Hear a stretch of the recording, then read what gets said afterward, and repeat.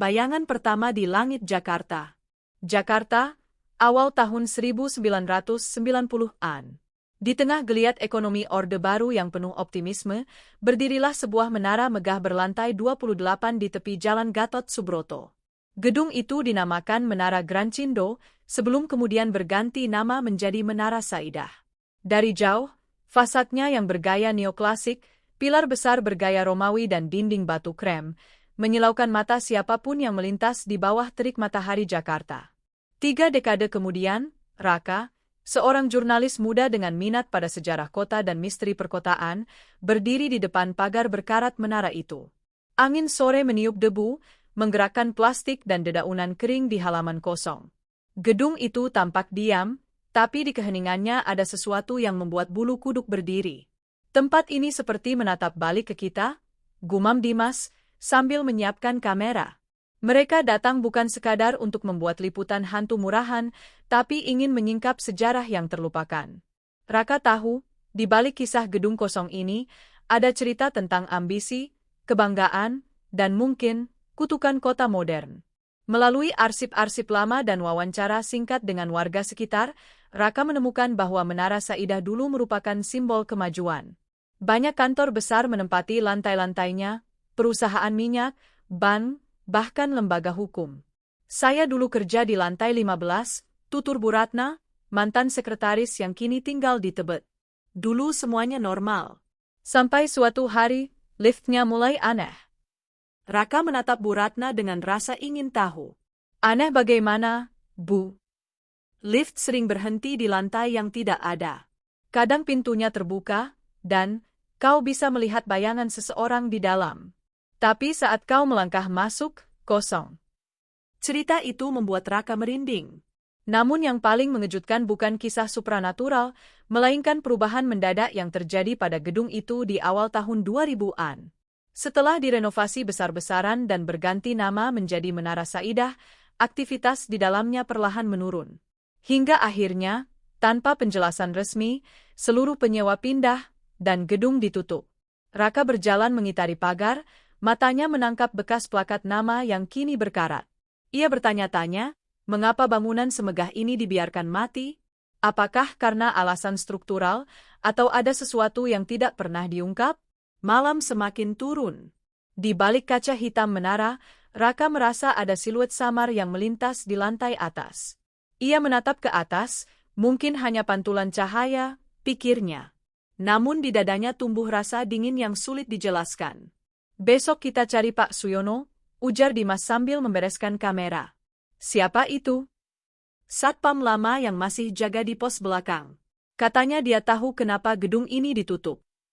Raka mengangguk. Langit Jakarta mulai berwarna ungu tua. Di kejauhan, lampu-lampu kota menyala, namun di puncak menara itu, tidak ada satupun cahaya. Seolah waktu telah berhenti di sana. Raka menatap gedung itu sekali lagi. Di pikirannya, satu kalimat terus terulang. Setiap bangunan punya jiwa, dan jiwa itu tidak selalu bisa mati. Penjaga yang tak pernah pergi. Pagi itu, langit Jakarta tampak pucat. Kabut tipis menyelimuti ruas Gatot Subroto, dan di kejauhan Menara Saidah berdiri seperti raksasa tua yang enggan terbangun dari tidurnya. Raka dan Dimas melangkah menyusuri jalan kecil di samping menara, menuju sebuah pos keamanan yang sudah setengah lapuk oleh waktu. Plakat bertuliskan, dilarang masuk area berbahaya, tergantung miring, tertiup angin. Di dalam pos itu, seorang pria tua duduk sambil menyesap kopi hitam dari gelas enamel berkarat. Pak Suyono. Raka membuka percakapan dengan sopan. Pria itu menoleh. Rambutnya sudah memutih, wajahnya keriput tapi matanya masih tajam. Ya, kalian wartawan, ya? Banyak yang datang ke sini mau cari cerita. Tapi nggak semua tahan dengarnya sampai habis.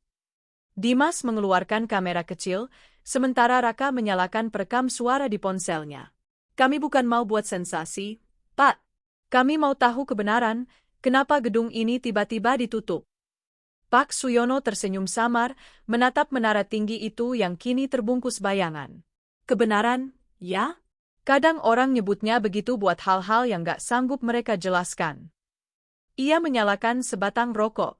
Asapnya mengepul, melingkar seperti kabut yang menari di udara. Saya kerja di situ dari pertama kali gedung dibuka.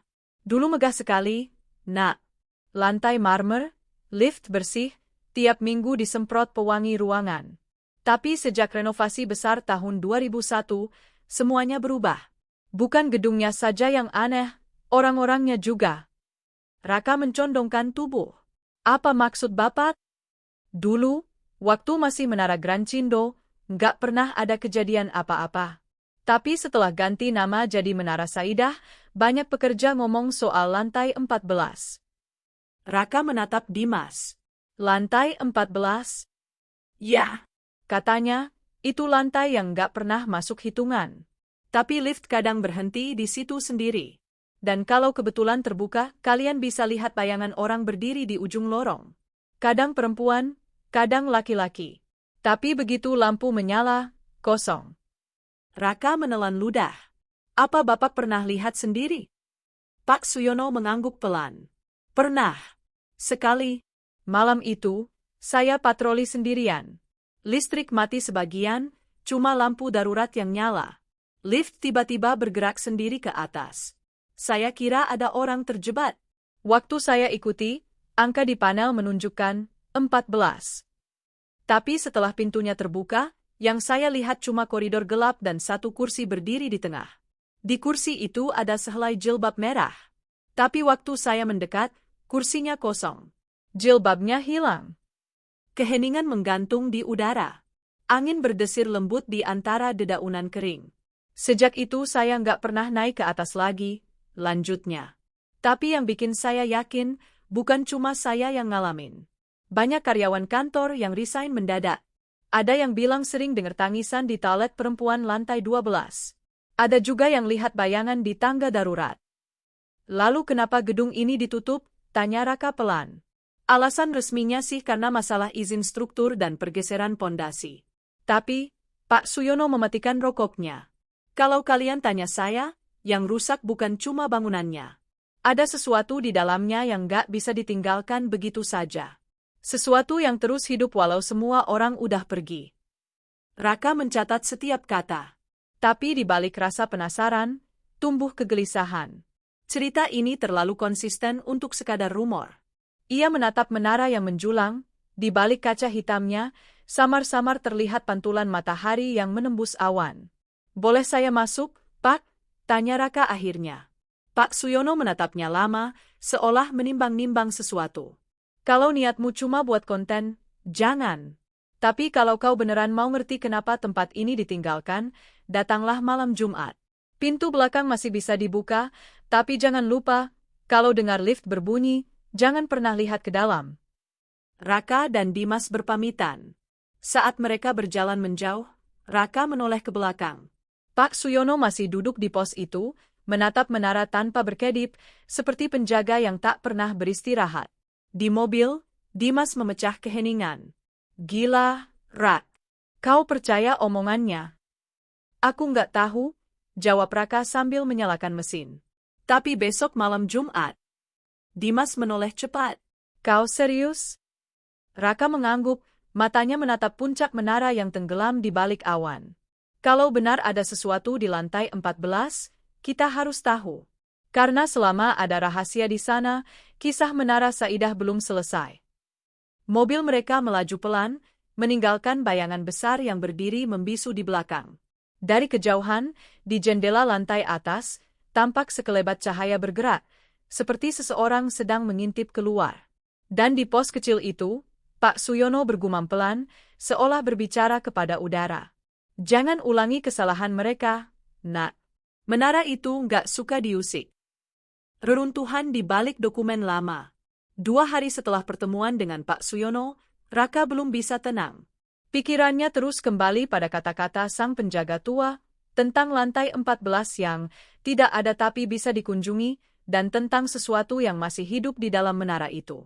Di ruang kerjanya yang sempit di Tebet, Raka menatap dinding yang penuh coretan, foto Menara Saidah dari berbagai tahun, peta struktur bangunan, dan kliping koran tua. Semua tampak seperti potongan puzzle yang belum menemukan bentuknya. Di meja, Dimas membuka laptopnya, memperlihatkan hasil pencarian terbaru. Gue nemu arsip digital dari Dinas Tata Kota, RAT. Tahun 1996, nama gedung ini masih Menara Grand Cindo.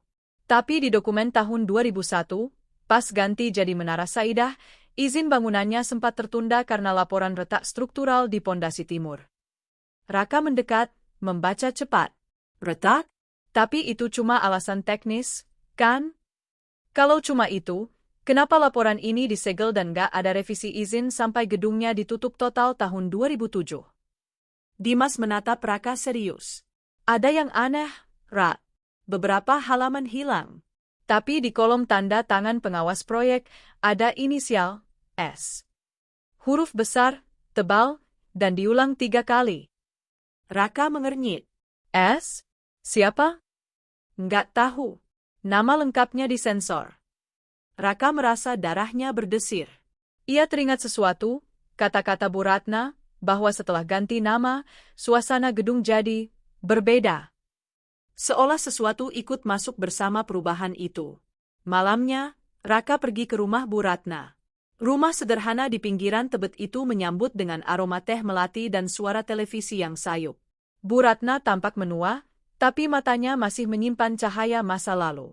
Saya masih ingat, Nak, katanya perlahan, sambil menatap foto lama di tangannya, foto sekelompok karyawan tersenyum di lobi Menara Saidah yang dulu berkilau. Kami bangga kerja di sana. Tapi setelah renovasi, banyak yang mulai merasa diawasi. Diawasi oleh siapa? Tanya Raka pelan. Bukan siapa, tapi sesuatu. Ia terdiam sejenak.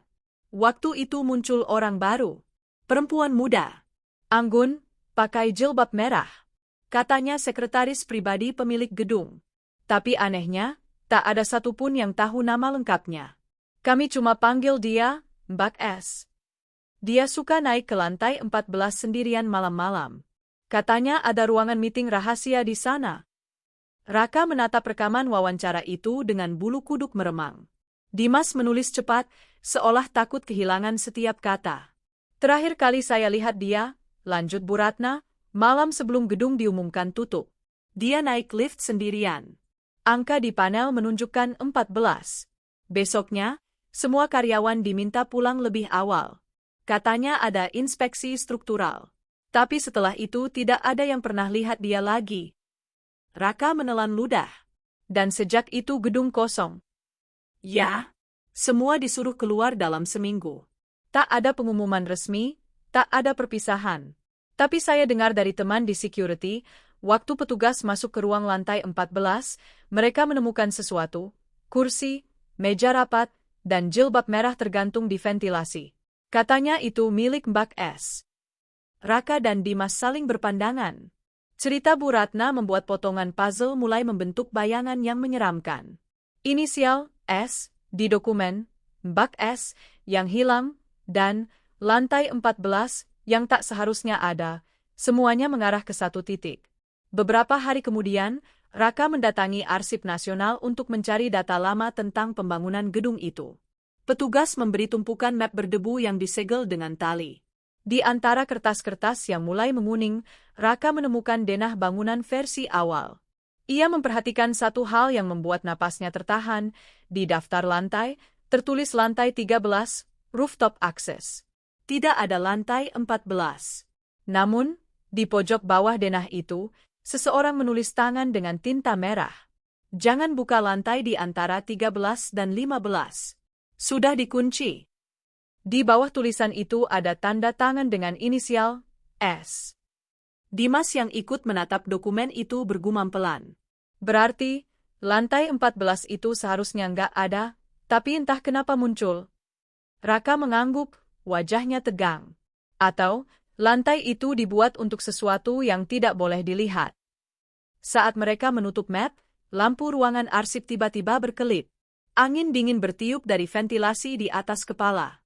Salah satu map jatuh dari rak, terbuka pada halaman yang memperlihatkan foto aerial gedung tahun 2002. Anehnya, dalam foto itu, di jendela lantai tengah, tampak siluet seorang perempuan berdiri menghadap keluar, mengenakan sesuatu berwarna merah. Dimas buru-buru menutup map itu.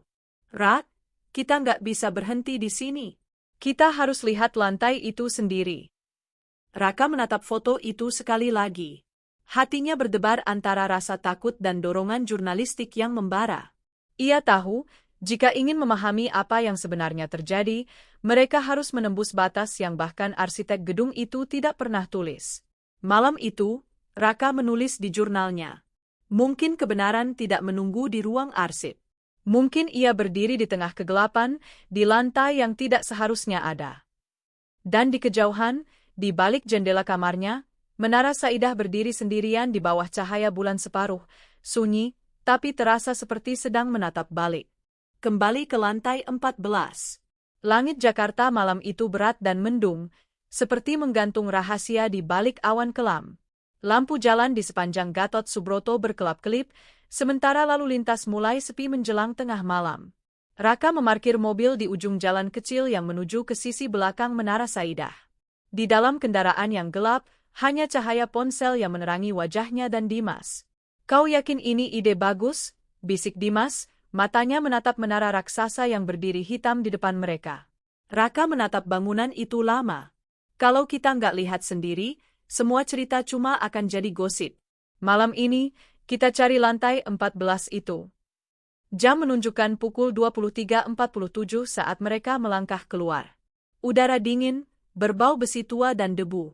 Pagar kawat yang dulunya kokoh kini berkarat, dan di salah satu sisinya terbuka celah kecil yang cukup untuk dilewati manusia. Di dalam, halaman menara terasa sunyi, hanya suara jangkrik dan angin yang berdesir melalui celah kaca pecah. Pak Suyono menepati janjinya. Di dekat pos belakang, gantungan kunci kecil tergeletak di atas bangku kayu. Raka mengambilnya, dan kunci itu masih berembun. Di atasnya terukir angka G1. Pintu darurat lantai dasar terbuka dengan sedikit dorongan. Hawa dingin menyergap seperti kabut yang keluar dari paru-paru gedung. Senter Dimas menembus gelap, memperlihatkan lobi berdebu dengan marmer retak dan papan nama perusahaan yang sudah berjatuhan. Udara di dalam terasa berat, seperti ada sesuatu yang menekan dari atas.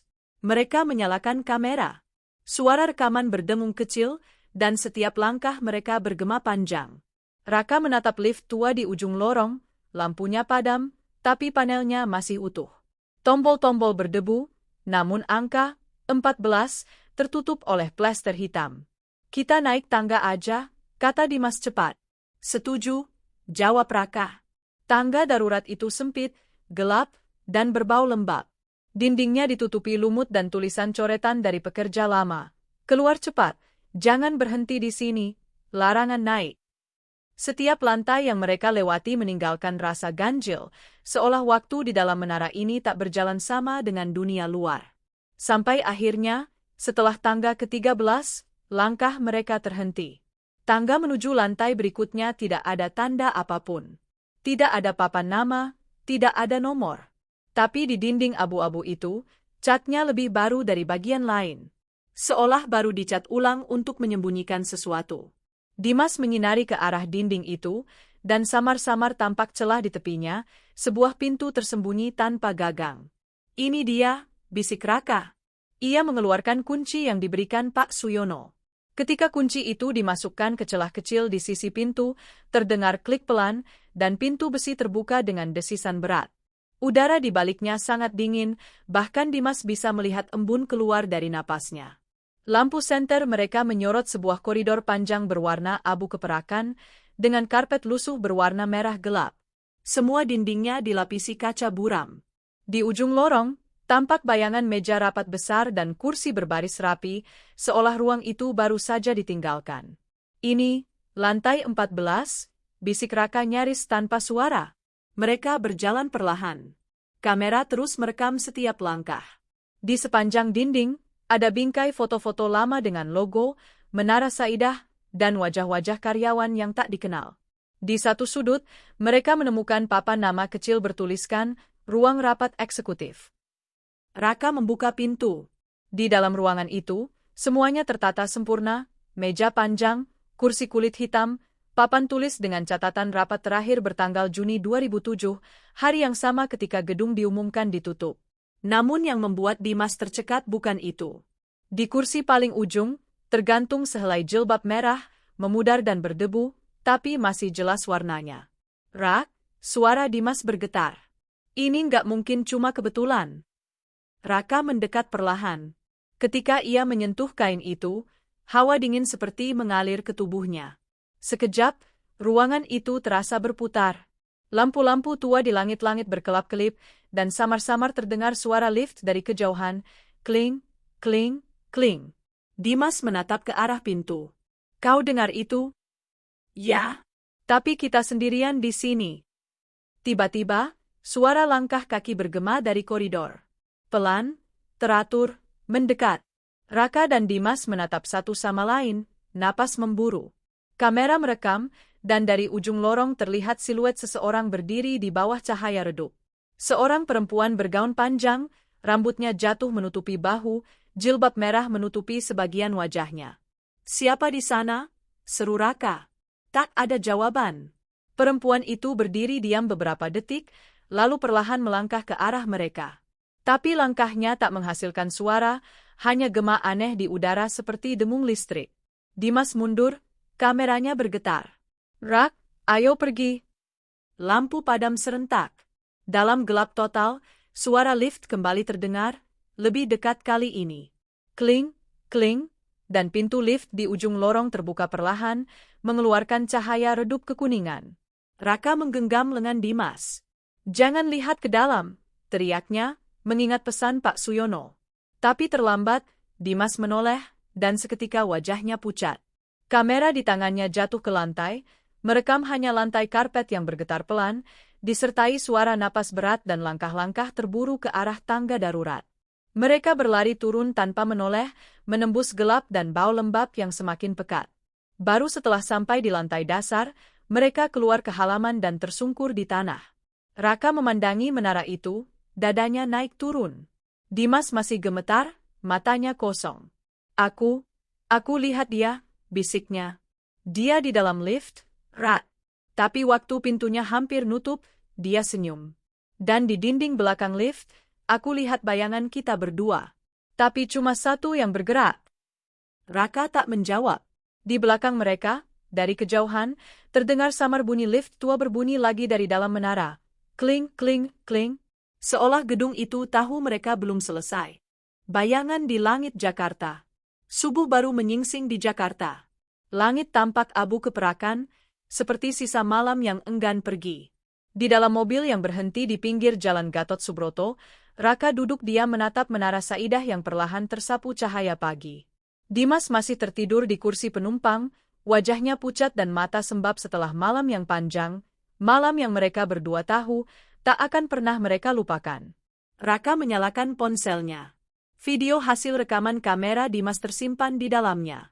Ia menonton dengan jantung berdebar, gambar-gambar bergoyang, suara langkah, dengung listrik, lalu sosok perempuan berjilbab merah di ujung lorong. Setelah itu, layar tiba-tiba gelap, diikuti suara lift, kling, kling, kling, dan bisikan samar yang terdengar seperti seseorang memanggil namanya. Raka? Ia mematikan video itu, keringat dingin menetes dari pelipisnya. Di luar, matahari mulai naik, tapi gedung itu tetap tampak suram, seperti menolak tersentuh cahaya. Beberapa hari kemudian, Raka kembali menemui Pak Suyono. Lelaki tua itu sudah menunggu di pos jaga, menatap kosong ke arah menara. Kalian sudah masuk, ya? Tanyanya lirih. Raka hanya mengangguk. Dan kau melihat dia? Ya, Pak. Perempuan itu, Mbak S. Pak Suyono menarik napas panjang. Dia dulu bukan siapa-siapa. Sekretaris muda, pekerja keras. Tapi setelah proyek renovasi dimulai, katanya dia sering dipanggil ke lantai yang tak ada di daftar bangunan. Dia jadi dekat dengan pemilik gedung. Banyak yang bilang, dialah yang mengurus semua surat izin, semua dokumen, semua transaksi di balik layar. Tapi setelah renovasi selesai, kepribadiannya berubah. Diam, dingin. Seperti bukan dia lagi. Raka menatap gedung itu lama, lalu bertanya, apa benar gedung ini ditutup karena retak pondasi? Pak Suyono menggeleng pelan. Retak itu hanya alasan. Yang rusak bukan betonnya, tapi keseimbangannya. Ada sesuatu yang tidak seharusnya dibangun, lantai 14 itu. Mereka membuat ruang yang tidak tertulis di denah, ruang di antara dua dunia, lantai yang tidak ada, tapi tetap ada. Raka menelan ludah. Dan bak es? Dia hilang di sana. Sejak malam itu, lift gedung kadang berhenti di lantai yang tak seharusnya ada. Karyawan mulai takut. Setelah gedung ditutup, beberapa kali ada orang yang coba masuk dan tak semua keluar. Kadang malam-malam aku dengar lift bergerak sendiri. Kadang terasa seperti ada yang menatap dari jendela lantai 14. Angin bertiup pelan, membawa debu dan suara berderak dari gedung tua. Dimas keluar dari mobil, masih lemas, tapi memaksakan diri untuk berdiri di samping Raka. "Rak," suaranya parau, "gue udah nonton lagi rekaman itu. Dan, di detik terakhir, ada sesuatu di belakang kita. Bukan perempuan itu, tapi bayangan besar, tinggi kayak bentuk gedung itu sendiri. Seolah dia hidup." Raka memejamkan mata sejenak. Ia tahu mereka sudah membawa pulang lebih dari sekadar rekaman. Ada beban, sesuatu yang masih menempel, entah rasa takut, atau mungkin sebagian dari menara itu sendiri. Hari berganti minggu. Raka mencoba menulis laporan investigasinya, tapi setiap kali mengetik kata Menara Saidah, komputer tiba-tiba hang, layar menjadi hitam, dan muncul pantulan samar wajahnya sendiri di monitor, dengan jilbab merah menutupi kepalanya. Ia berhenti menulis selama beberapa hari, mencoba melupakan. Tapi setiap malam, dalam mimpinya, ia selalu terjebak di koridor lantai 14. Lampu berkelap-kelip, lift berdenting, dan suara perempuan itu berbisik dari kejauhan. "Jangan tinggalkan aku di sini." Sampai suatu sore, pesan masuk ke ponselnya. Nomor tidak dikenal. Isi pesannya hanya satu baris. Lantai 14 menunggu penutup ceritanya. Raka menatap pesan itu lama. Tangannya gemetar. Ia tahu itu gila, tapi bagian dari dirinya, bagian yang haus akan kebenaran, masih belum puas. Ia memutuskan untuk kembali ke menara itu sekali lagi. Malam berikutnya, ia kembali sendirian. Pak Suyono sudah tidak di pos, hanya kursi kosong dan lampu redup yang bergoyang ditiup angin. Pagar sudah dirantai, tapi entah bagaimana rantai itu terbuka sendiri, tergantung seperti baru saja dilepas. Ia melangkah masuk, menembus lorong lobi yang kini terasa lebih gelap dari sebelumnya. Lift tua di ujung ruangan tampak menyala samar, padahal listrik sudah lama mati. Panel angka di atasnya berkelip, 12, 13, 14. Raka mendekat perlahan. Suara mekanik lift berdengung lembut, pintunya terbuka dan di dalamnya, pantulan cermin memperlihatkan sosok Raka sendiri, tapi bukan dengan wajahnya yang sekarang. Rambutnya panjang, matanya kosong, dan di pundaknya tergantung jilbab merah. Raka memundurkan langkah, tapi pintu lift perlahan menutup sendiri, meninggalkan satu bayangan di cermin yang masih menatapnya. Keesokan paginya, Dimas menerima panggilan dari nomor tak dikenal. Suara di ujung telepon lirih dan jauh. "Dimas, aku di lantai 14. Sebelum sambungan terputus, Dimas mendengar bunyi lift berbunyi 3 kali. Kling, kling, kling. Ia berlari ke lokasi, tapi hanya menemukan pagar terkunci dan pos jaga kosong. Menara Saidah berdiri seperti biasa, diam, kokoh, dan seolah tak pernah disentuh manusia selama bertahun-tahun. Tapi di jendela tengah lantai 14, saat matahari terbenam, ada siluet 2 orang berdiri berdampingan. Dan sore itu, untuk pertama kalinya setelah sekian lama, di puncak menara itu tampak cahaya menyala. Sebuah tanda bahwa kisah belum benar-benar berakhir. Menara Saidah kembali hidup, bukan oleh manusia, tapi oleh kenangan, bayangan, dan jiwa-jiwa yang enggan pergi dari langit Jakarta. Menara Saidah, bayangan di langit Jakarta. Menara Saidah bukan sekadar gedung kosong di tengah hiruk-pikuk Jakarta. Ia adalah saksi bisu tentang ambisi, misteri, dan cerita yang menolak padam. Di balik kaca gelap dan beton tua, terpatri kisah tentang manusia yang mencoba menembus batas antara dunia nyata dan bayangan yang tak kasat mata. Setiap lantai, setiap lorong, menyimpan gema masa lalu, seolah waktu berhenti, menunggu seseorang untuk kembali mendengarkan. Kini, Menara Saidah berdiri sebagai simbol bahwa di balik kemegahan kota modern, selalu ada ruang bagi rahasia yang